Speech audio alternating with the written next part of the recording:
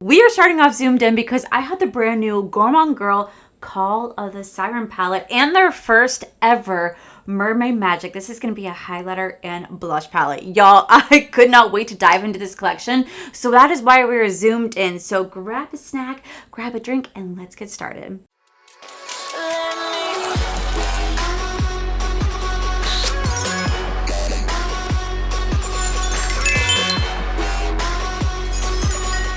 Alrighty guys, y'all, the last 48 to 72 hours. Oh, is it 48? I don't even know what date it is. Y'all, my life the last 2 days has been hectic. So my filming schedule has been completely off. So we're going to talk about that as we play with the new Gourmande Girl Call of the Siren collection. So first, let me introduce you guys to the Call of the Siren palette. This palette is going to be a jewel tone dream coming your way. This is going to feature shades like Elixir of Life, which is one of the most beautiful holochromes ever to be made by Gourmande Girls. There's going to be 15 shades in this palette, a mix of mattes and beautiful duochrome, holochrome, and shimmers. This is going to be your mermaid dream. Now, I personally do not know the price point of this. I do not know when this is launching, but what I can let you know is that you guys can use code Allie, save you guys 10% off of anything from Gourmande Girls. I will have the price points about this collection listed down below, when it's launching, how much, everything for you guys. Now, I know that right now it is a scary time for indie brands out there. Indie brands are being hit with 145% tariffs because the fact that majority of them do use their manufacturers, majority of them have their manufacturers over in China. And the reason being is that a lot of US manufacturers will not work with indie brands because they're too small and don't really deem them profitable. So they won't work with small indie brands because small indie brands can't afford to buy like $10,000 worth of SKUs, whereas a big brand they can only afford maybe like $500 worth of SKUs. So they could only produce 500 palettes. Like, it's just a lot more of it. It's just a very different profit. It's just a very different margin between the two. So a lot of them do have to go overseas. So it's a very scary time for indie brands because a lot of them don't know what's going to happen. Are they going to stay? Are they going to go? How is this going to affect their production? How is this going to affect the price for you guys? It is a very, very scary time. I know a lot of indie brands right now already have some collections that are in the work that are going to stay the same, but I think later on this year we might see a raise in prices, or we might just see some indie brands close. So if you love an indie brand like myself, I'm doing everything I can to help them out. So I love Gourmande Girls. They are phenomenal. I love their formula. I love their color stories. I love the owner, Christina. She's truly incredible. And so I'm doing everything I can to promote indie brands as best as possible because I do not want to see them leave, because at the end of the day, they have some of the best palettes on the market with some of the amazing customer service, amazing owners. So yeah, if you guys love indie brands, please just help support them any way you can, whether you like their posts, comment on their posts, reshare their posts, buy their stuff, just any little bit helps. But anyway, this is going to be the Call of the Siren palette because I don't know the price point on this. I will let you guys know in the comment section. This palette is beautiful. This is a beautiful jewel tone mermaid-esque palette. I love the color story. I think it's probably one of the prettiest color stories that Gourmande Girl has created to date. And that's saying something because I love their Frozen Kisses palette. I love their Spook palette. I love their Haunted palette. Like, oh my God, I love their color stories. So for me, this is just so breathtaking. But what's really cool is that for the first time ever, they're releasing their first ever highlight and blush palette. Meet the Mermaid Magic palette. This palette contains 3 blushes and 3 mermaid-y highlights. They look pretty opaque in the pan, but they can apply and blend out like sparkly highlights with no white cast. I actually do have the launch date. I just didn't look thoroughly. So actually, this collection is actually going to be launching on April 18th at 11 a.m. Eastern Standard Time. We still don't have the price point on here, so I don't know what the price is, but I do have the launch date. So April 18th at 11 a.m. Eastern Standard Time. And like I said, you guys can use code Allie, save you guys 10% off. So with that said, we're going to go ahead and dive into the Call of the Siren palette. I'm doing 2 different eye looks today because it definitely calls for it. And I got to catch you guys up on what is going on with life at the moment. So I have had a pretty hectic last 2 days. So on Monday, I usually take Monday to film for YouTube. I usually do like 1 to 2 videos and a couple reels and Instagram, a couple reels and whatnot, so I can have content prepared. I always work Wednesday, Thursday, Friday at Disney, so I always film Saturday, Monday, Tuesday for YouTube, and then on Saturdays, like my one day off to do all my chores, cleaning, hang out with Corey, and even sometimes I film on those days too. So it just kind of like really like all depends. I'm gonna go into the shade right here called Femme right here. So Anywho, this past Monday, I did not film because I had the most amazing, amazing opportunity to go to Epic Universe. One of my friends works at Epic Universe, so they had team member previews, so we got to go there. I did vlog the whole thing, which I will actually probably end up posting tomorrow here on my main channel. I know my vlogs don't do well, but you know what? I don't mind because at the end of the day, it was just so epic. So we got to do Epic Universe. We went from 12 to 10, so we were literally there from open to close, and I never open to close a park whatsoever because it is just so hectic to do that. But let me tell you, it felt like it wasn't enough time. It felt like it wasn't enough time because Epic Universe is truly that. It is epic. There are 4 different worlds, technically 5 if you count the Celestial Park in the center. 4 different worlds. Going into the Mario Land, oh my god, like my jaw was like on the ground. And as someone who loves Disney, you guys know I'm a huge Disney adult. I work at Disney. I love Disney. And as someone who loves Disney, I thought, holy crap, Disney needs to step up. Disney needs to step up their lands because this was so incredible. It was so immersive. Like you can buy these really cool, like, I wouldn't say necessarily they're magic bands. They kind of look like magic bands, but they're like power up bands. You could have like different characters on them. You have like Yoshi, Mario, Peach, Bowser, and Luigi. And then you wear these magic bands and then you go around the different like park, like the different like land. And they have all these boxes of coins and everything. You could press your magic band to the coin and it goes bing, bing. And like it starts to accumulate coins. And then you download the app on your phone and you can see how many coins you're getting. And then they have all these fun games scattered around everywhere for you to go and play little mini games with Yoshi to gather up points and to really be immersed. And then they have 2 rides, or technically 3 rides. We only did the 2 rides in there. We did Donkey Kong's like coaster ride. That was cool. Definitely more on the rougher side. Like I'm going to be putting in some footage as I'm talking. Definitely more on the rougher side. It wasn't as like smooth as I thought it was going to be. Now this is supposed to be like an off-track coaster. So it looks like it's off track, but it's really not. It was really cool. Like it was a really cool little ride. I really did enjoy it. And then they have Mario Kart's Adventure. I don't know if that's what the ride is called, but it's like Mario Kart Adventure. Now that one is a really unique experience because it's like virtual reality or like augmented reality, right? So what you have to do essentially is that you have to sit there and you have to go into, I feel like I should put, I should do some,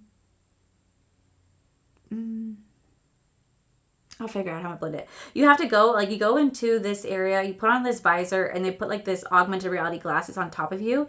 And then while you're there, you go into the ride. Now the ride itself is like really cool because you're actually like, it's like a racing, like you're racing in the Mario Kart games. And it's like, you see all the characters, like all the Mario Kart characters, and like you have to hit shells. Like, there's like a button on your car to hit shells. So you're driving the cart through the entire set, right? It's like on a track, but it's like augmented reality. So you can see the entire ride, but then you can see all the characters you're trying to shoot down with the eggshells and trying to, race to become first place. So that is what you're doing the whole time. And it's such a cool experience. It's a lot, especially when you go into like Rainbow Road. Oh my God, I love Rainbow Road because I kick ass on Rainbow Road. I will kick ass on Rainbow Road. So it's such a cool experience, like so cool. And then like after we left Mario World, we went over to Dark Universe. In Dark Universe, they have the Monsters Unchained ride, which is essentially going to be like Forbidden Journey. If you guys ever been to the Forbidden Journey over at Hogwarts, over at Harry Potter. And it was really cool. It's a very cool ride. The animatronics are on a whole new level. Like they look top freaking tier. And the screens in the ride, wow. Beautiful, beautiful. They have a fire tavern, which is like this cool little like tavern inside like a windmill.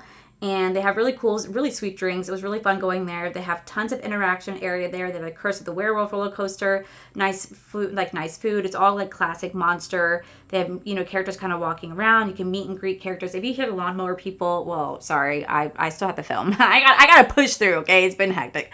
So that area was really cool. And then we went over to How to Train Your Dragon. Let me tell you, How to Train Your Dragon World, unlike anything else.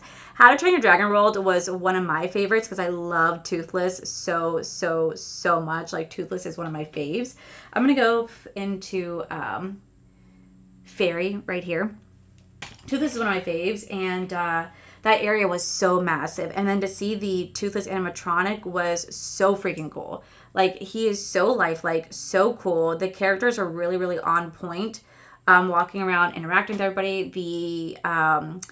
Flynn's like wing glide coaster. So much fun. So much fun.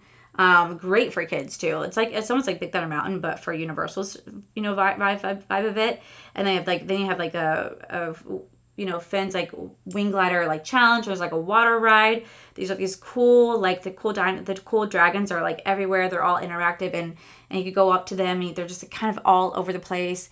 Characters all over the place. The land is massive. It's huge. The food there is actually really good, which I was really surprised about how good the food was.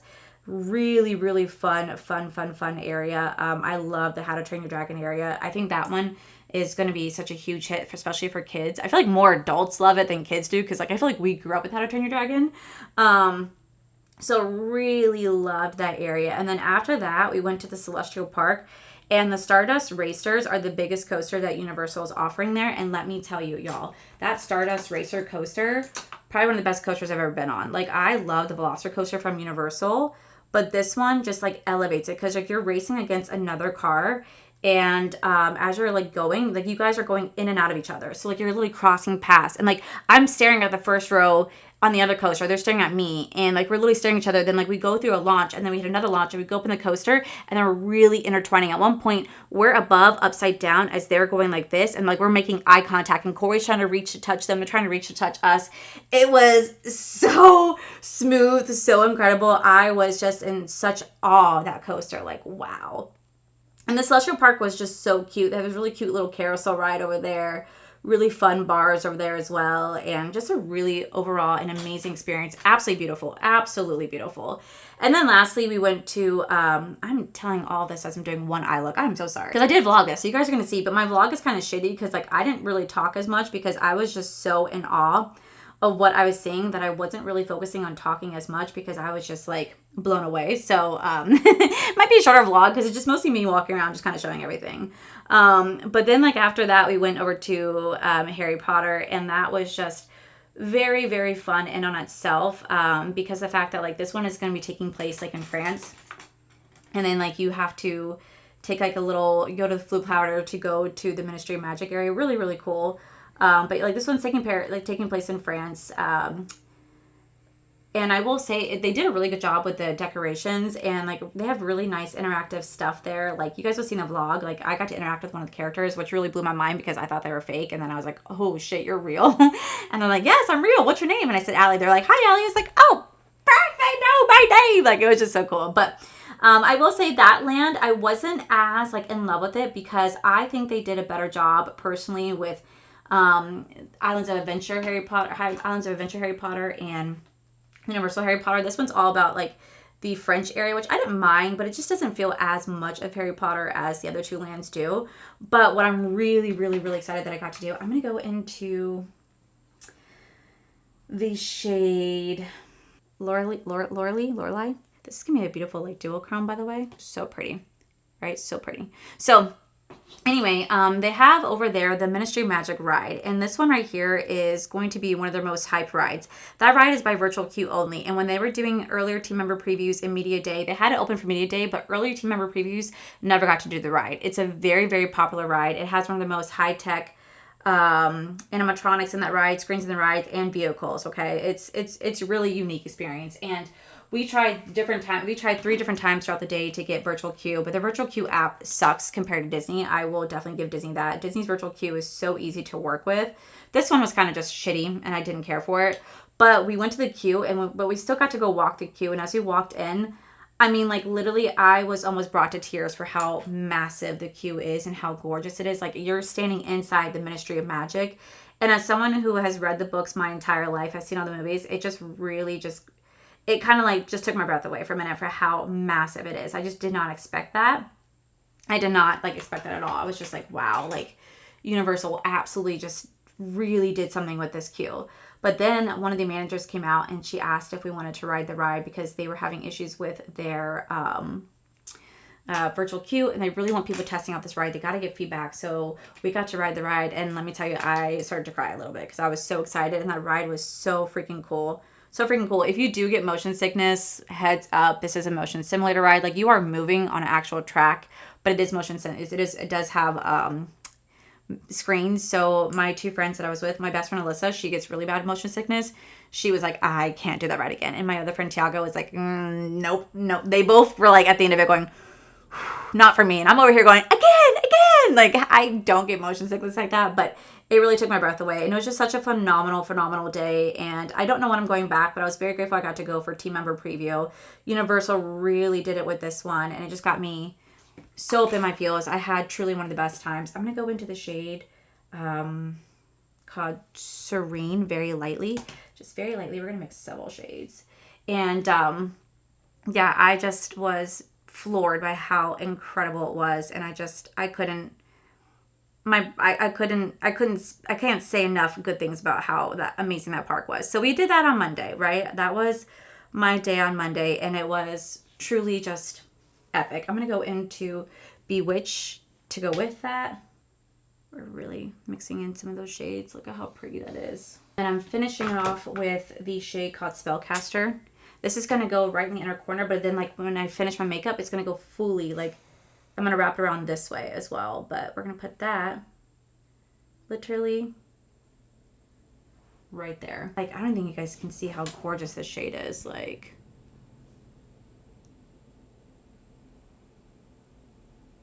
so pretty. So yeah, that was pretty much my day on on Monday. It was so fun. They do have a water fountain show that they premiered that night, and I'm gonna be straight up honest with you guys, it's a waste of time. Don't watch the water. Like, I found it to be a waste of time. Like, I'm sorry, but that water fountain show, I was like, what the hell is this? It just wasn't good to me compared to like everything else that park had to offer. I was like, this isn't worth my time staying. But we left, we got home. Everything was all dandy, and I was like, okay, on Tuesday is my big day to film. I have a lot of content to film because actually next week I'm going to Destin, because where I'm going to a Creator and Friends event, which I already did have a pre-film video for you guys, and I talk about it in that video. So you guys will see that next week. But I'm going to Creator and Friends event next week. So I'm trying to get as much work done as I can because I still have to do my Disney job, and I don't really, I still have to do my Disney job, so I don't have as much time to like take off. So yeah, that was so I've been trying to pre-plan my content as best as possible. I have to say this is really beautiful. I don't know if you guys can see just how pretty this is. We're gonna go into Lagoon right here. Okay, so we're gonna fast forward it now to yesterday, which was April 15th. It was my mom's birthday. So I got up and I got her gift together, and then I ran over to the store to go buy fresh flowers. I wanted her to have fresh flowers. And I also got Corey dinner for that night because I had leftover pasta for myself that, like, I knew he really didn't want. So I went over to my parents' house. I, went and got my mom. I gave her her flowers, her balloon, her cards, her gift. And I spent, just a little bit of time because I knew that we're going to actually have dinner on Saturday to celebrate with I knew we were going to have celebrate her birthday on Saturday when Corey was off of work, so we could all have dinner together as a family. But I still wanted to see my mom on her birthday. So I went over there. I was there for just a little bit. And then my mom was like, hey, do you want to go have lunch? And I was like, you know what? I would love to have lunch with my family. I never really get to have lunch with just my parents, just me and my parents. So I said yes. But I knew I had to go run home because I had to go take Corey's frozen pizza that he loves.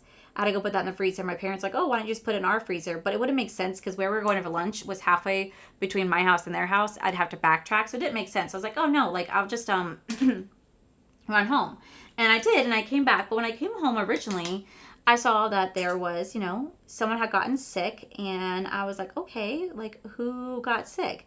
And I saw Koa was kind of like hanging out in his kennel, and usually he only ever hangs out in there whenever he's just like sleeping throughout the day, or if like he did something bad, like that's his little safe area. So he just hides in there because he knows that is his safety zone, and we just leave him alone, and he just like gets left alone whenever he's in his kennel. Because we want to make sure our dogs were kennel trained since they were puppies, because whenever we would travel, they would have to be in the kennel if we were gone. So they love their kennel. It's their safety safe spot, especially since he's terrified of thunderstorms. That's like his home, right? His best, like his home, his safety safe. So I saw him kind of hanging out there, which I was like, oh, that's a little weird, because normally he comes out and greets me, but he didn't. And then there was like throw up, and I was like, okay, well, that's okay. Someone got sick. It's not a big deal. Like, and I could tell that it was Koa because he came out of his kennel at that moment to come and like nuzzle against me. And I was like, are you not feeling well, buddy? Are you okay? I'm going to go into the shade right here called Sea Nymph right here. I was like, are you okay? Like, what's going on? And he just was like very just kind of like putting his head against me, and I was like, okay, but I didn't think too much. I thought, okay, maybe he just was not feeling the best and he just got sick. It happens. So I left and I went to go meet my parents for lunch. We had lunch. Everything was great. I came home like an hour and a half later, and Koa was still hanging out in the kennel. And I was like, that's really weird. Normally you come out and greet me, and you're not greeting me. Why are you not greeting me? So I was just like, all right, is everything okay? So I finally convinced him to come out of the kennel, and he was just acting so weird. Just like so weird. I'm going to go into the shade right here called Moonlight. It's gorgeous, gorgeous shade. And he started, like, he came out, he started panting like crazy, like panting and pacing and then going over the door. And I thought, oh, maybe he just really has to take a really bad poop. So I take him out for a walk, and I'm like, okay, maybe you just got to poop really bad. And we go for a walk, and when we're walking, he has absolutely like no desire to walk, at all. And he's kind of stumbling over his feet. He's kind of stumbling as he's walking. He like kind of looks like he's dazed, very lethargic. Like he looks as if I gave him trazodone, which is going to be a sedative pill that he takes during when there's really, really bad thunderstorms, or when we have to take him to the vet because he absolutely hates the vet. He looks like he had a trazodone in his system, and I was like, what is going on? Like, he's normally never, ever like this. So I started to get a little concerned. I was like, what is going on? So then I look at the cameras, and I see that he had thrown up pretty badly. And unfortunately, since I wasn't home, he consumed it, which I felt really bad that he did, because like they don't ever get punished for having accidents in the house. If they throw up, shit, pee, they never get punished, because at the end of the day, it's an accident. I am that type of mom that if my dog is getting sick, I have them between my legs. I'm rubbing their back. I'm like, it's okay. Get it all out. I go run and get a wet cloth. I wipe down their face. I wipe down their mouth.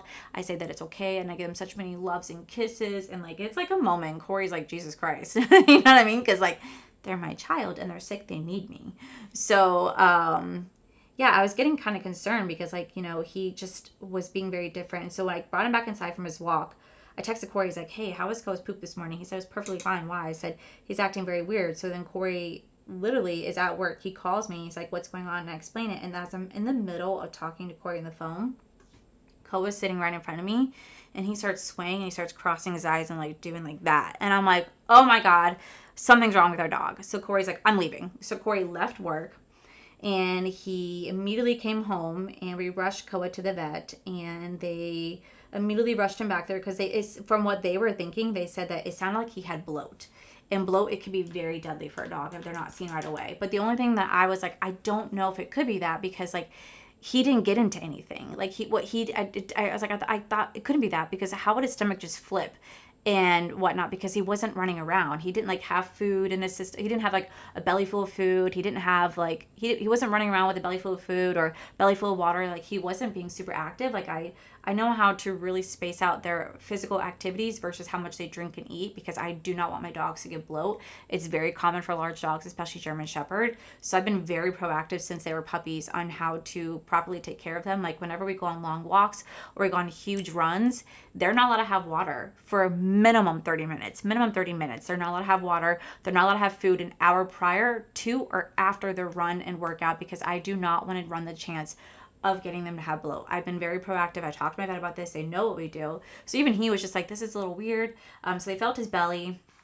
And they said they didn't feel any distension whatsoever, and that he didn't seem like he was in any pain and whatnot. So they started to like run some tests just to kind of rule out that stuff, and they did some blood work. We're still waiting on the urine and fecal results. I'm actually going back to the vet later on today, and I'm going to be going with 2 different eye looks, but I don't really care.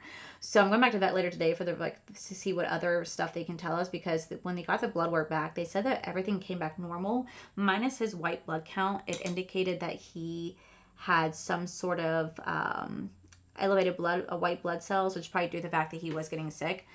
So he wasn't really too concerned about that, but I'm going back in for the results today.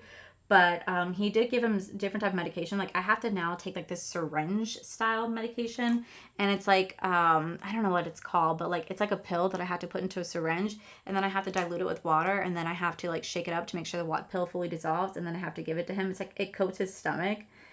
and he's on Florida Flora, and it's on a few things. But the biggest thing they ruled out was that it wasn't bloat, which was the biggest thing that they were concerned about because of his symptoms presented bloat. By the way, this is gonna be super messy. Don't worry about it. It's gonna be cleaned up. Trust the process. So they, like I said, they thought, like I said, they thought it could have been bloat. So they were really just trying to rule that out as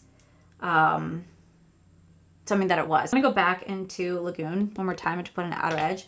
So they ruled that out, and then we got to come home. They did give him a Serenia shot, which I felt so bad because the Serenia shot like stings them or like burns them. So as it's going through, so like he takes shots like a champ, but the second that thing started burning him, oh, my poor baby was crying out, and I was like, I'm so sorry. So when I got home yesterday, all I did was just prepare him his food that he was supposed to eat and just be with him. So I completely missed a whole day of filming and stuff, and then I had to call out of work today. Normally I'm always at Disney today, but I had to call out because I have to go to the vet in a little bit for his follow-up and just to make sure everything's going okay. They don't know if he's going to need to have more work done, if he's going to need to have x-rays done. It just kind of depends on how his follow-up appointment goes and what the doctor sees and how he's progressing. Like, he seems like he's a little bit better now. He was able to keep down his food, but it's also because he had Serenia. He still doesn't have full-on energy just yet, but he seems like he's doing better today than he was yesterday. Like, he's not acting any weird. The only thing that they could think of that they think that might be the reason that this was caused, I'm going to go in the shade right here called Elixir of Life, is the fact that we have a cat. And my cat, she's old, so she throws up a lot more now than she did when she was a kitten. And maybe my dog might have eaten her throw up and we just didn't know. Or she will sometimes have a little bit of, like where we have our cat litter, sometimes a little bit of a hard poop will come out of it. Right next to it, my dog might have gone into it and eaten it. They said that could be a possibility. And then I just dropped this right in the freaking eyeshadow. Freaking dent. And they said that might be a possibility. But I also made pasta the other day with garlic. And when I came home, I did find some garlic shells on the ground. And garlic is really poisonous for dogs. Now, there was no way that he consumed like a clove of garlic, because I know for a fact I did not leave like actual like garlic on the ground, but that I maybe had some shells had fallen that I didn't see under like the little cabinet, and that he might have gotten into that. And even though that's not necessarily poisonous, there could have been just enough that made him really sick, and his body was just trying to rid it and try to get it out. So that's why he was vomiting and having a little bit of the symptoms. So we're trying to just think of the different possibilities for what may have caused this, but ultimately they said that he's going to be okay. It was just a big scare for us. So I'm a helicopter mom, and I worry if my dogs cough, you know what I mean? But that was a really scary moment because I've never seen him like that. And immediate tears. I can't see my dog struggle. I can't watch animals struggle, period. It just really is upsetting for me. So that's why I wasn't here yesterday, and that pretty much was why my content's going to be reversed. Like today, this video was supposed to go live today, but yesterday I was supposed to have testing all the makeup that I got at the Sephora sale. That's now going to go live on Friday. My Epic video is going to go live tomorrow, and then I did a full review of the Game Beauty Street Fighter collection that I now have scheduled for next Monday. So everything just kind of got reworked, pushed around. So I do apologize for just that. But yeah, it was just a shit show, needless to say. But I'm gonna go quickly clean this off of camera. I'm gonna go put on some lashes, and we're gonna come back to do the blush and highlight together. But so far, this palette is beautiful. I think I'm gonna take a little bit of the shade right here called Spellcaster again. No, I think I'm gonna take a little bit of this highlighter called Strand right here. Just a little bit, because it has a little bit of a green shift to it. And I just want to put some of that actually right here. Right on top of that. I fell out with this, but that is okay. Okay, so I'm going to go clean this up off of camera. I'm going to go put my lashes on. We're going to come back to finish off the look together. And sorry I ranted for long, but I just kind of wanted to tell you guys what was going on. All right, now that the eyes are pretty much done, they are so pretty, we're gonna finish off the eye look so we can move on to the blush. So for this eye, I think I'm gonna go into the shade right here called Starfish to lightly run that right underneath my waterline, like very lightly. So take this it's such a pretty like purple blue shade. We're just gonna line this right here. And then I'm gonna be a little cheeky. I'm gonna take this beautiful shade again called Moonlight, and we're going to run that right underneath that as well. I think that'd be so pretty. Got a little pop of blue right here, like very, very lightly. We're going to go into the shade right here called Sea Nymph one more time. Run that right along. And then I'm going to take the shade right here called Fairy One More Time, that really pretty like pinky shade, and we're going to run that right underneath that. All right, let me throw on some mascara. Okay, moving on to the blush palette. So we have 3 different blushes and 3 different highlighters. We have a pink, a purple, and like a light orange shade. So the pink is gonna look very pinky. We have the purple, and then we have like this orangey coral shade. I think for me today, I kind of want to try the purple. I feel like the purple would be really, really pretty. So I think I'm going to try that today. So I'm just going to take my brush. I'm just going to lightly tap in here. We're just going to see how this, ooh, it's very light. Oh, I might add a little bit of Temperance. So that the shade's called Neptune and Temperance. We're going to mix 2 together. So I can ooh, very, very pretty blush. And then we have 3 different highlighters. So we have Strand right here, Lumiere, and we have Lagoon. I think the one that I'm going to use today is probably Strand. I feel like that's just going to be really pretty for my skin tone, but I love how diversified this is as well. So I'm going to go in with my brush, very lightly dip into Strand. We're going to just place that right, wow, that is so pretty. Whoa, look at that. Look how pretty that is. That is so beautiful. Okay, I do want to take, I just thought about it. I do want to take the shade right here called Spellcaster and really quickly put that in my inner corner.